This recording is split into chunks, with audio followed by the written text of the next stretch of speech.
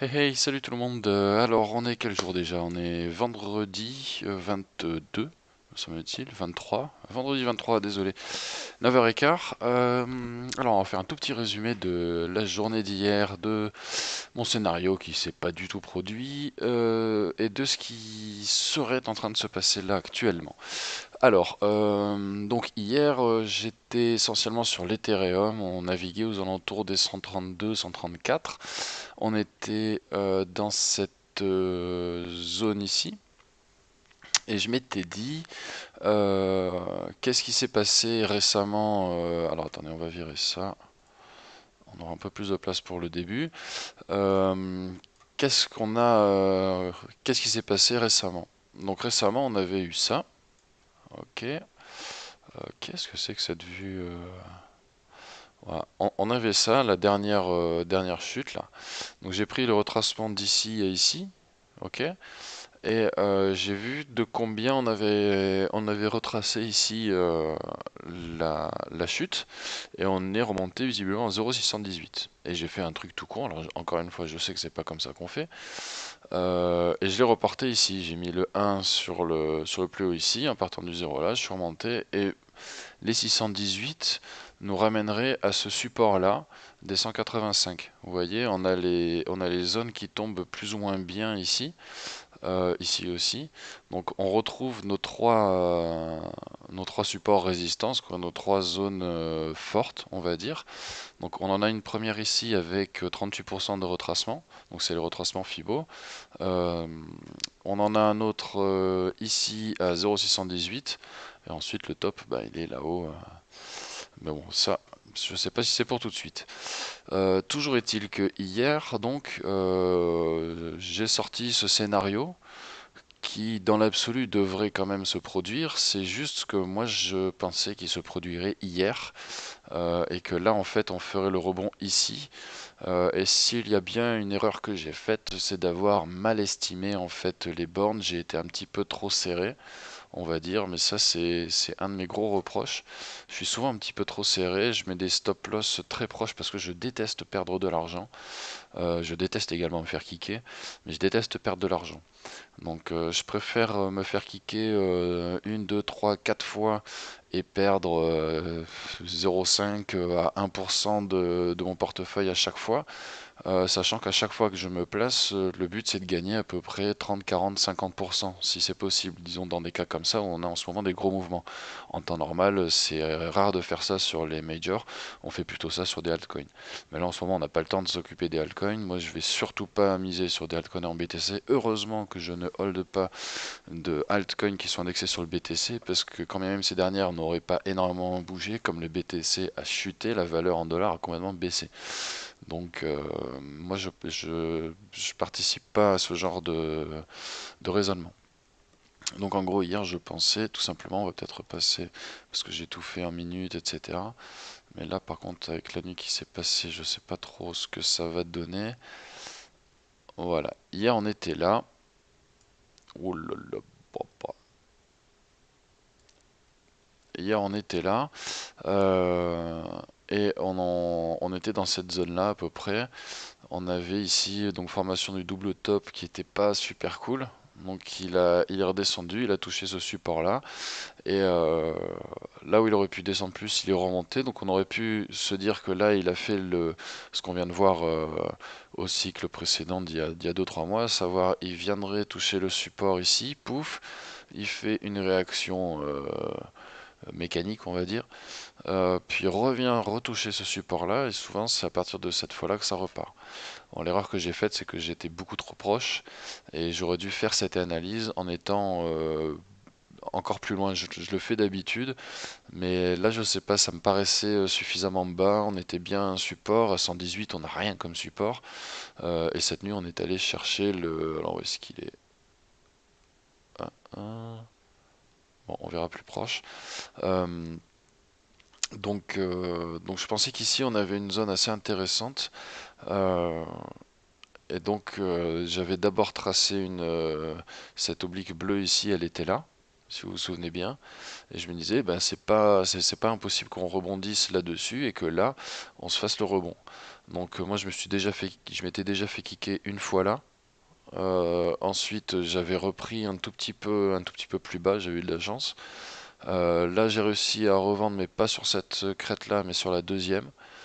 Euh, Après, j'avais repris vers ici, mais je me suis refait kicker juste après là, tant que je...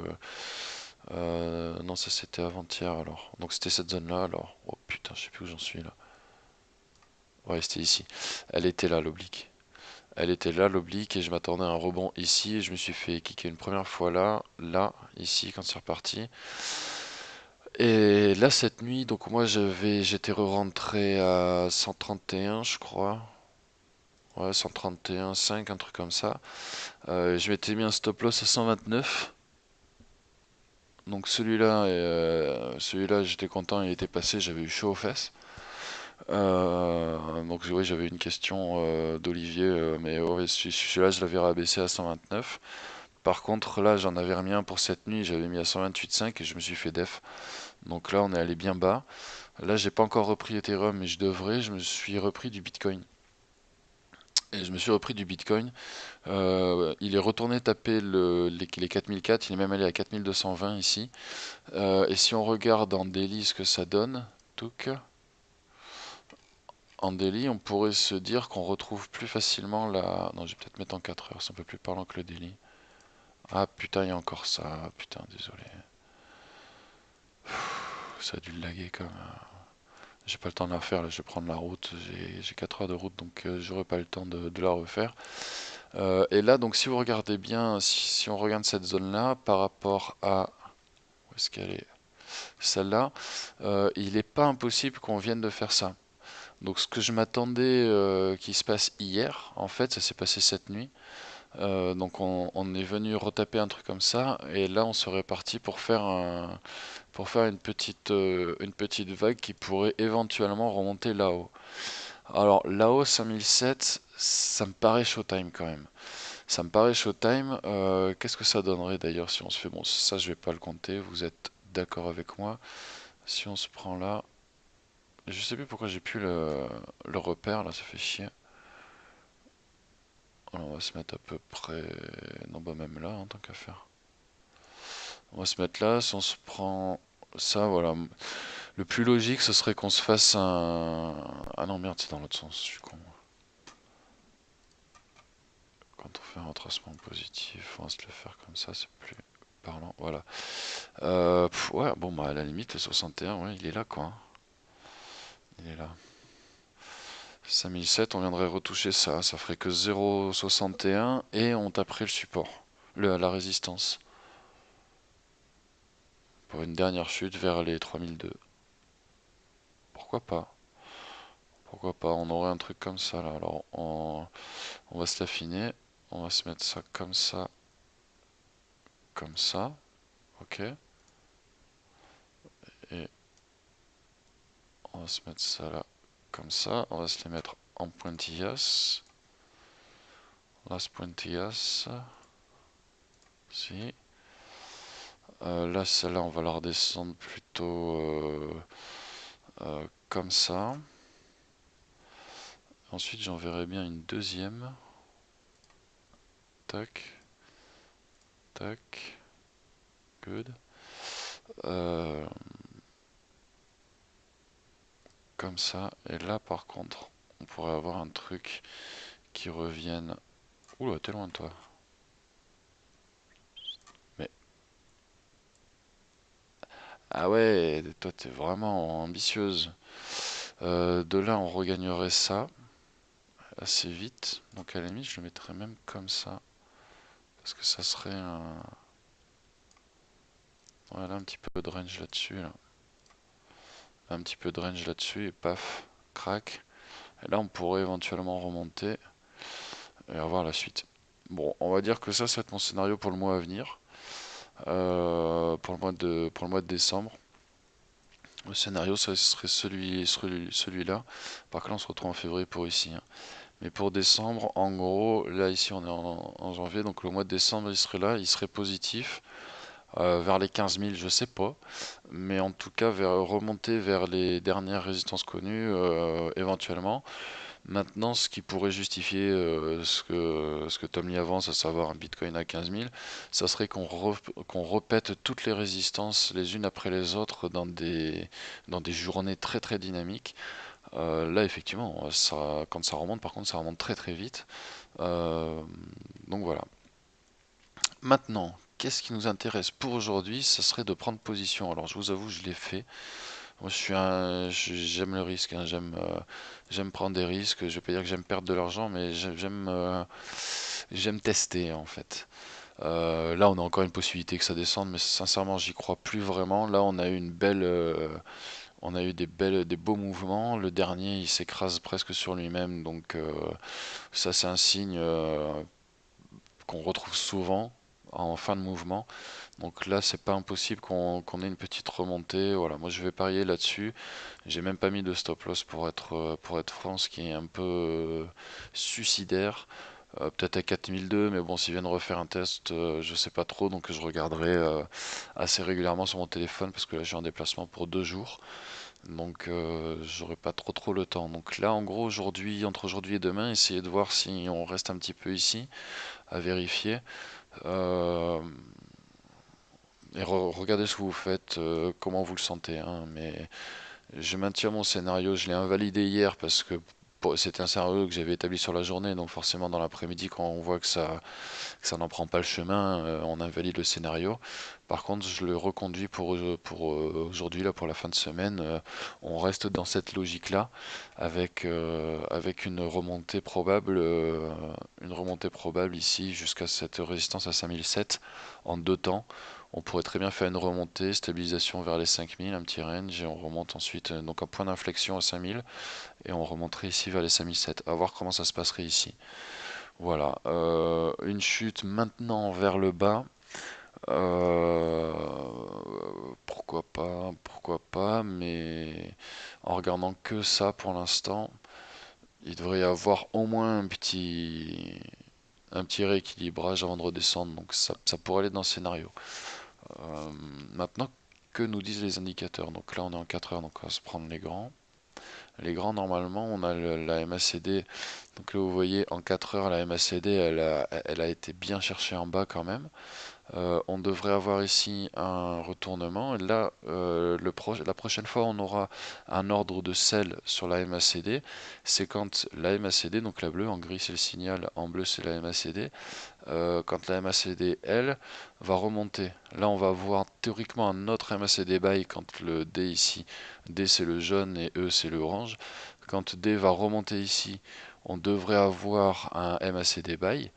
Donc qui indique que la dérivée de cette courbe ici est à 0, donc qu'on est droit et qu'on est censé faire un retournement. On peut être droit et repartir vers le bas, c'est ce scénario-là, mais à ce niveau-là, je pense qu'on a fait un beau tour en bas, donc la logique voudrait que ça se retourne un petit peu, qu'on remonte un petit peu, que le signal ici s'aplatisse, puis remonte un petit peu, et ensuite une autre baisse. Donc ça irait dans ce scénario-là.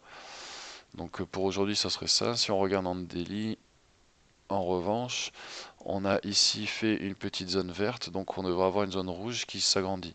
Donc c'est ce qui me fait dire que quand on regarde de plus près, on a à court terme, donc on va dire pour ce week-end, pour la semaine qui vient, pour aller jusqu'à mi-décembre, une éventualité que ça remonte. Ça peut remonter un peu plus violemment, hein, en crête comme ça ici. Euh, on va peut-être pas faire tout le retracement, on va peut-être faire que ça. Mais en théorie, ce que ça me fait dire, c'est que quand on regarde de manière zoomée ici, là on est censé remonter. Donc on est censé faire cette vague-là, mais ensuite, derrière, donc ça c'est ce que je vous ai dit hier, ce que je vous ai dit plus ou moins toute la semaine, derrière on devrait avoir une dernière phase de baisse. Parce que certains pensent qu'ici on est en capitulation, mais non. Si nous on est encore dedans et qu'on est encore vachement motivé, c'est qu'on n'est pas en capitulation. Et ça, les faiseurs du marché le savent très bien. Ils savent très bien que derrière il y a beaucoup de passionnés, entre guillemets, qui y croient et qui resteront accrochés. Mais à 1000 $, je ne sais pas s'ils seront encore accrochés. En tout cas, à 3002, c'est pour moi une limite psychologique. Là, je pense qu'on est tous habitués à avoir du 4003, 4004, hein, personne n'est vraiment surpris. C'est une valeur à la limite intéressante. On imagine le potentiel pour plus tard, c'est bien, mais vous voyez, c'est pas la capitulation. Capitulation, c'est vous vous demandez vous-même si vous allez continuer à ce rythme-là, parce que soit vous commencez à perdre, soit vous vous dites ben ça va plus marcher, etc. Donc la capitulation, on n'y est pas encore. Il y a encore des endroits du globe où on mine le Bitcoin pour 3600 $, donc c'est encore rentable. Il n'y en a pas beaucoup, certes, mais ça existe encore. Donc s'il y a beaucoup de gens qui débranchent, il y a beaucoup plus de rémunération pour le bloc parce que le bloc qui est trouvé, il se partage entre moins de personnes, donc les parts sont forcément plus grandes. Donc est-ce que tout le monde va arrêter le minage? Je sais pas. Moi, si j'avais une ferme de minage pas possible et que ça me coûtait de l'argent maintenant, sincèrement, je pense que je continuerais parce qu'avec toutes les personnes qui débranchent, du coup, les rémunérations augmentent. Donc on accumule du Bitcoin, certes ça coûte, mais le jour où ça remonte, voilà.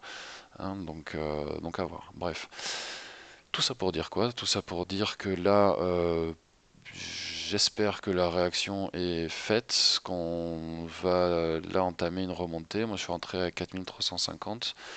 J'ai pour l'instant pas mis de stop loss, je vais le mettre en sortant. Je vais attendre de faire mes petites affaires avant de prendre la route et voir où on en est. Et ensuite, on verra bien ce qui se passe. Donc ça, c'est mon pronostic de la journée. Alors si on veut faire à la mode que je déteste, alors là, en gros, d'ici, effectivement, ça peut repartir ici encore en bas. Donc on peut aller tout de suite en bas. Sinon, on peut ranger ici. Sinon, on peut monter juste là. Ou encore, on a un scénario, ce serait d'une reprise directe et remonter ici avec en plus percement. Mais si on perce pas là, on peut très bien ranger là et redescendre. Si on redescend là, ici on peut remonter là et redescendre. Voilà, je pense que je vous ai donné à peu près tous les scénarios possibles. Démerdez-vous. Ouais, bon, non. Euh, Ça fait trop de choses à dire. Moi, ce que je vois là, c'est que on va faire de la petite cloche ici. On devrait remonter. On devrait théoriquement remonter et redescendre. Et si c'est pas ça, tant pis. C'est pas grave. Faites-vous dans tous les cas votre propre idée, hein. Faut surtout pas suivre aveuglément quelqu'un. Jamais. Ce que je vous ai toujours dit ça et tout le monde vous dit ça et ils ont bien raison. Faites-vous confiance à vous. Vous regardez ces vidéos, vous en regardez d'autres évidemment, vous en regardez beaucoup d'autres le plus possible. Encore une fois, renseignez-vous également sur le contexte macroéconomique, sur la situation actuelle dans le monde entier, etc. Faites-vous une idée et autres. Même si avec les cryptos, c'est un monde relativement à part. Mais quand vous voyez beaucoup plus d'opérations de la CIA ou que vous imaginez qu'il puisse y avoir plus d'opérations de la CIA, quand une frange des geeks se dit que Satoshi c'est un, Nakamoto, ça serait la CIA derrière, ben, s'ils comptent augmenter leurs opérations, que ce soit vers la Corée, vers la Russie, vers l'Iran, etc., ça va leur coûter de l'argent et la CIA, rappelez-vous, a ses propres fonds et elle se financerait, il faut remettre ça au conditionnel, et elle se financerait essentiellement grâce à la drogue. 80% des réseaux de drogue, de cocaïne, d'héroïne mondiaux seraient contrôlés par la CIA. Il y a des preuves maintenant, bon, c'est traité de fake news, hein, donc fake news c'est juste une dictature. Bon bref, après on pourrait faire une vidéo, limite un échange, on se met sur Discord ou un truc comme ça et on discute un peu, quoi, on pourrait refaire le monde. Mais là, il y a clairement un contexte général qui est pas good non plus. Maintenant, est-ce que ça profitera aux cryptos si jamais il y a une crise? Est-ce que cette crise-là serait celle des cryptos? En 2008, on n'avait pas ce refuge-là. Est-ce que les gens diversifieront un peu leur portefeuille là-dessus? C'est pas impossible. Bon, je vais revenir à nos moutons parce qu'après c'est trop long. Donc, pour moi, on a touché, on a fait le truc, hein, si vous vous rappelez la vidéo, je crois, de mardi, moi je me disais connement, hein, juste en regardant toutes les dernières chutes qui se sont passées et qui se sont toutes passées de la même manière, il y a un contact, ensuite il y a un recontact, il y a une légère embellie, ensuite on va un peu plus bas, et là généralement c'est la reprise. Donc pour moi, là on a la reprise à 4220. Ah oui, j'avais dit qu'on voulait regarder le 4220, il est ici. Tac. Euh, Pourquoi j'ai vu 4000 4210? Voilà, il y a 4210 ici. Donc voilà, et là depuis on remonte plus ou moins, donc on va suivre ça. Je pense que mon stop loss je le mettrai, ouais, à 4150, 4200. Là je perdrai un petit peu de pognon quand même. Mais le jeu en vaut la chandelle, tout simplement. Voilà tout ce qu'on peut dire. Messieurs, bah écoutez, bonne route avec le Bitcoin. Surveillez bien un petit peu tout ça et, et bon trade. Allez, bonne journée et bon week-end. Ciao ciao. Prochaine vidéo lundi normalement. Ciao ciao.